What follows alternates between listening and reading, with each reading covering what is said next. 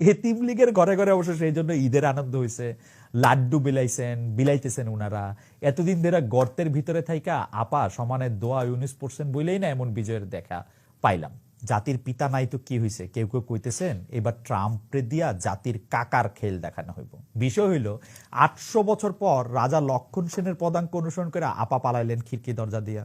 সে সময় আর কিছুই তার মনে ছিল না। তার অনুগত মাফিয়া বাহিনী যারা গত 15 বছর ধরে তার হুকুমে মানুষ ধরছে, কুচকাটা করছে, সবগুলি ইনস্টিটিউশন ধ্বংস করছে।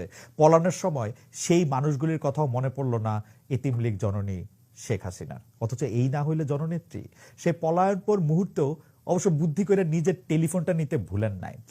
মজার ব্যাপার হলো এই টেলিফোন দিয়ে তিনি নানা রকম জায়গা থেকে মানুষের সঙ্গে কথা কন, মানে এইটা সাথে রাখছিলেন বলেই মাটির তলা থেকে ছত্রখান হইয়া যাওয়া ছোট ভাইদের উদ্দেশ্যে কিছু বাণী চিরন্তনী ছড়াতে পারেন।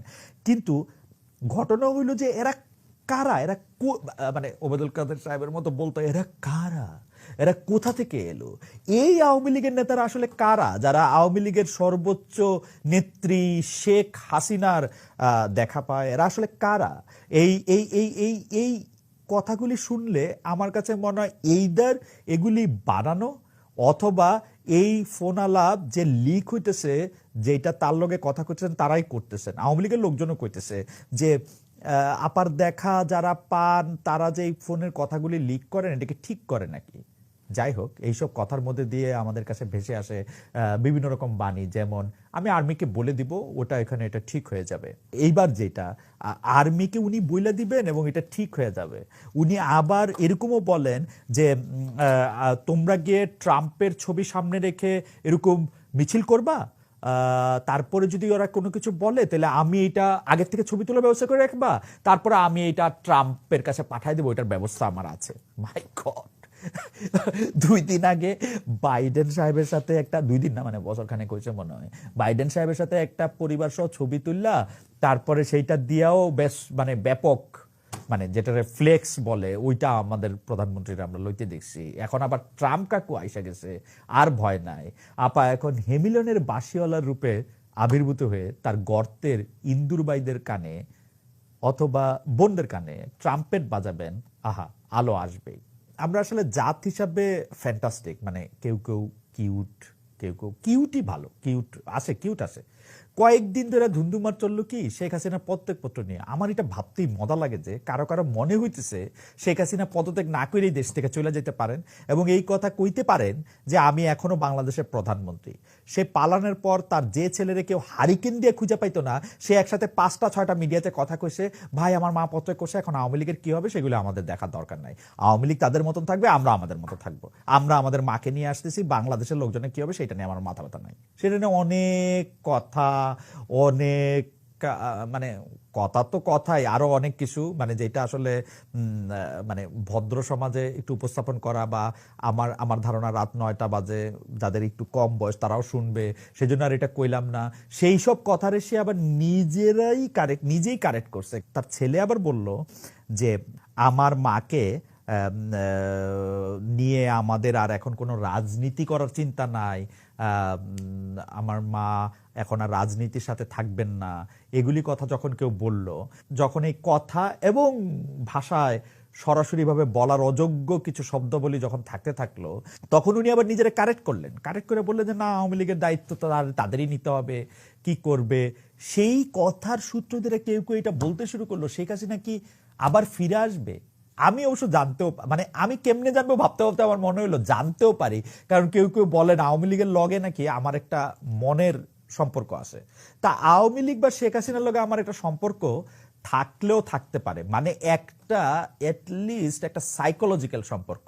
মানে আমি প্রায়ই দেখছি আমি লজিক্যাল আর দলটি আর তার নেত্রী হইলো সাইকো কিন্তু। আচ্ছা যাই হোক, যা কইতেছিলাম, 15 বছর ধরে ট্রমাটাইজড মানুষের মনে বোধহয় শেখ হাসিনা ফিরে আসতেছে এই ভয় ছড়ানো সহজ। কিন্তু আমার কিন্তু মনে হয় শেখ হাসিনার দশা এখন নিউমোনিয়ার, ইংরেজি বানানটা আছে না নিউমোনিয়া, ওইটার পিয়ের মতন, মানে থাইকাও নাই আর কি। আমি আপনাদের একদম দায়িত্ব নিয়ে কইতে পারি, শেখ হাসিনার যদি ক্ষমতায় টিকা থাকার মতো মানে 0.5% সম্ভাবনা থাকতো, সে যাইতো না। কিন্তু গিয়া ফিরে আসা এটা অলমোস্ট ইম্পসিবল। আসল কথা হইলো মানুষের মধ্যে এমন নানা ধরনের সন্দেহ আসলে আসে শেখ হাসিনা কি গেছে, সে কি ফিরে আসবে। এটার একটা বড় কারণ হইলো ডক্টর ইউনূসের সরকারের দুর্বলতা। হ্যাঁ, ডক্টর মোহাম্মদ ইউনূস নোবেল বিজয়ী ডক্টর মোহাম্মদ ইউনূসের সরকারের দুর্বলতা, যেইখানে কথা কওয়া দরকার সেইখানে চুপ থাকা, দায়িত্ব পালনের ব্যাপারেও নানা রকম। আচ্ছা, এই বিষয়ে আসতেছি একটু পরে। এখন দেখেন, ট্রাম্প কাকুর জায়গায় যদি চেয়ার টেবিল বিলাই যে কাউরে রাখতেন সেও জিতত, কারণ সামনে কে আছে সেইটা বিষয় না, এগোর পিছে থাইকা কারা দেশ আর দুনিয়া চালায় সেইটা দেখার বিষয়। এগোরে মাথার উপর বৈশা থাকে নেতানিয়াহু, যে কিনা জেনোসাইড চালাইতেছে ফিলিস্তিনের উপর। অক্টোবরের 7 তারিখে আল জাজিরা রিপোর্ট বলতেছে গত এক বছরে অন্তত 41,870 জন ফিলিস্তিনিদের খুন করা হয়েছে, তার মধ্যে 16,756 জন শিশু। এই খুনি নেতানিয়াহু যখন যুক্তরাষ্ট্রে আসে তার স্ট্যান্ডিং ওভেশন দেওয়া হয় স্ট্যান্ডিং ওভেশন ওয়াশিংটন কংগ্রেসের যৌথ সেশনে, মানে সবাই মিললে আর কি দাঁড়ায়, তালি দেয়। 7 অক্টোবর ইসরায়েলের উপর হামাসের হামলার 1 বছর হইল। এই দিন প্রথম বিশ্বের প্রায় সবগুলি দেশই শোক প্রকাশ করছে ইসরায়েলের জন্য। এমনকি কমলা হ্যারিস, যারা আপন লোক ভাবতে চাইছিল দেশের বাদামি চামড়ার অভিবাসীরা, তিনিও কইছেন ইসরায়েলের অধিকার আছে নিজের ডিফেন্ড করার। চিন্তা করেন, 1 বছরে ফিলিস্তিনের 42,000-এর বিপরীতে ইসরায়েলের 1706 জন মারা গেছে। আর 1948 থেকে শুরু করে এই 76 বছর অকুপেশনে কত লাখ লাখ কোটি কোটি ফিলিস্তিন খুন হয়েছে তার হিসাব আছে। তারপরও খুনির মায়ের বড় গলা। যেমন সম্প্রতি বাংলাদেশের জনৈকা ম্যাজিস্ট্রেট একটা ফেসবুকে স্ট্যাটাস দিলেন, আবু সাইদ নাকি সন্ত্রাসী। সে নাকি বিশৃঙ্খলা সৃষ্টিকারী সন্ত্রাসী ছেলে, যে নিজের দলের হাতে মারা গেছে। নিরস্ত্র আবু সাইদকে মাত্র কয়েক হাত দূর থেকে অবিরাম ছররা গুলির আঘাতে হত্যা করলো পুলিশ। 40 বা 45 বা 50 বছর আগে না, মাত্র 3 মাস 2 দিন আগে। এই ঘটনার ভিডিও ছবি দেখেছি আমরা সারা দুনিয়ায় ছড়ায় থাকা কোটি কোটি মানুষ। মৃত্যুর ঠিক আগের দিন 15 জুলাই আবু সাইদ তার ফেসবুক স্ট্যাটাসে রাজশাহী বিশ্ববিদ্যালয়ের রসায়নের শিক্ষক শহীদ শামসুজ্জোহাকে স্মরণ করেছিলেন, যিনি 1969 সালের ফেব্রুয়ারিতে ছাত্রদের রক্ষা করতে গিয়ে পাকিস্তানি সেনাবাহিনীর গুলিতে নিহত হন। মৃত্যুর আগের দিন শহীদ শামসুজ্জোহা বলেছিলেন, আজ আমি ছাত্রদের রক্তে রঞ্জিত, এরপর কোনো গুলি হলে তা ছাত্রকে না লেগে যেন আমার গায়ে লাগে। আবু সাইদ তার কথা বলতে গিয়ে লিখেছেন, এই প্রজন্মে যারা আছেন আপনারাও প্রকৃতির নিয়মে একসময় মারা যাবেন, কিন্তু যতদিন বেঁচে আছেন মেরুদণ্ড নিয়ে বাঁচুন। ন্যায্য দাবিকে সমর্থন জানান, রাস্তায় নামুন, শিক্ষার্থীদের ঢাল হয়ে দাঁড়ান। অন্তত একজন শামসুজ্জোহা হয়ে মরে যাওয়াটা অনেক বেশি আনন্দের, সম্মানের আর গর্বের। এই ছেলের কোনো কথা বা কাজ সন্ত্রাসীর মতো মনে হইল আমাগো আপার। উনি তো দেখি গরিবের নেতানিয়াহু, যেভাবে ফিলিস্তিনিরা টেররিস্ট হয়েছে সেইভাবেই হাসিনা আপার এই বোনের কাছে আবু সাইদ সন্ত্রাসী। তারে প্রথমে ওএসডি ও পরে সাময়িক বরখাস্ত করায় তার সমর্থনে হারে রেড়ে করিয়া তেরে আসলো এতদিন গর্তে লুকায়া থাকা শেখ হাসিনার ফালায়া যাওয়া এতিমের দল। কেমনে হইল এটা? বাক স্বাধীনতা এক জিনিস আর বাক সন্ত্রাস তো আরেক, তাই না?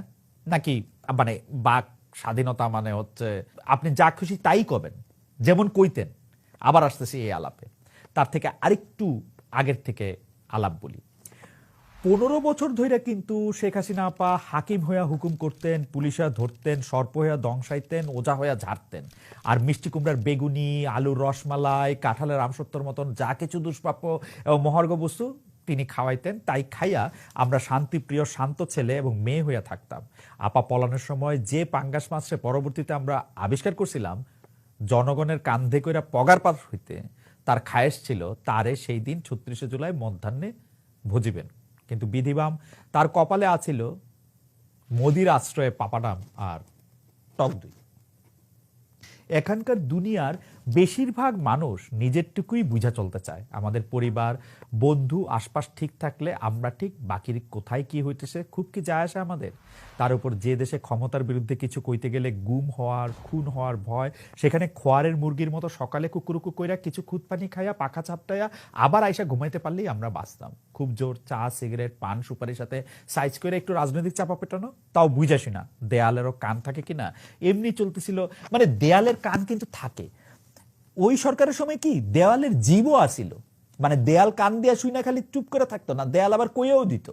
এমনি চলতেছিল বছর পর বছর, দেখাও না দেখা, শুইনাও না শুইনা। কিন্তু জুলাইয়ে সব উল্টায় গেল। বেরহমিরও তো একটা লিমিট থাকে, সেটা অতিক্রম হইলে বয়রা ও কানে শুনে অন্ধ চোখে দেখে।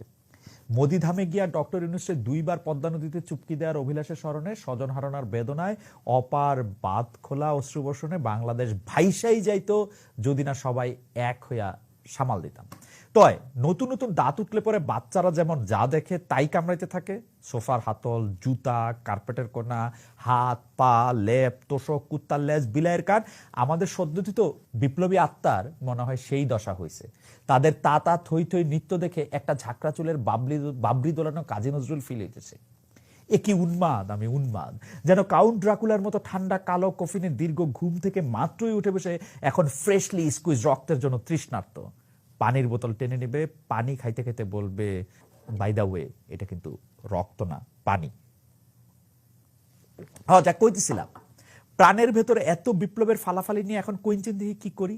চেতনার ভয়ে খাটের তলায় পড়ে থাকা ধূলিধূসরিত সকল দাবি দেওয়া এখন নতুন আলোর ঝলকানি লেগে মাথা চারা দিয়ে উঠতেছে। সেই সব ম্লান মুখে ভাষার ফোয়ারা।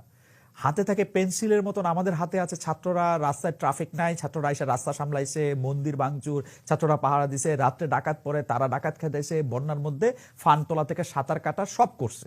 এগুলিলে নানা ধরনের কথা আছে, বাট এইসব সার্ভিস নতুন।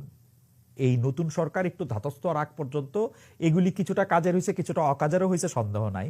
বাচ্চাদের পিকনিকে বনে জঙ্গলে 1 দিন 2 দিন চুলা বানায় রান্না করার আনন্দ আছে, সেইটাও মানতেছি। কিন্তু শেষ পর্যন্ত বন্যেরা বনে সুন্দর, ছাত্ররা শিক্ষাঙ্গনে। বেশি দিন অন্যদের দায়িত্ব পালন করতে করতে তারা ছাত্র হইতে ভুলা গেল না তো? এত উত্তেজনাময় জীবনে কেউ পরীক্ষা দিতে চায়? চলল বিপ্লবীর প্রাণের কলেজ স্টুডেন্টরা সচিবালয় শিক্ষা মন্ত্রণালয় ঘেরাও দিতে। তারা 18 তলায় উঠা আমাদের দাবি মানতে হবে স্লোগান দিতে দিতে উপদেষ্টাদের ঘেরাও দিয়া বিক্ষোভ জানাইল। এই ভাই, তোদের কিসের বিরুদ্ধে এত বিক্ষোভ? এইটা তো পেট ব্যথা বইলা স্কুলে না যাওয়ার বায়না ধরার মতন বিষয় হইল। এর মধ্যে একবার ডক্টর ইউনূস ফরেন ডেলিগেটদের মিটিং এ পৌঁছাইলেন 2 ঘন্টা দেরিতে, কারণ ওনার রাস্তা ঘেরাও করে রাখছিল বিক্ষোভকারীরা। রেল স্টেশন ঠিক হওয়ার পরও রেল চলাচল স্থগিত ছিল রেল কর্মীদের দাবির কারণে। রিক্সা চালকদের রিক্সা মিছিল দেখলাম। এদের দেখে উৎসাহ পাইয়া আনসার বাহিনী রওনা দিছিল কোশ্চেন নিয়ে। এবার আসি ডক্টর ইউনূস প্রসঙ্গে। মনে আছে উনি যখন আইসা দেশের দায়িত্ব নিলেন, মানে 5 আগস্ট শেখ হাসিনা পলায়া গেলেন, 2 দিন পরে 8 আগস্ট উনি যখন আইসা দেশের দায়িত্ব নিলেন, কেমন অনুভূতি হয়েছিল? যেন এতদিন পরে শ্বাস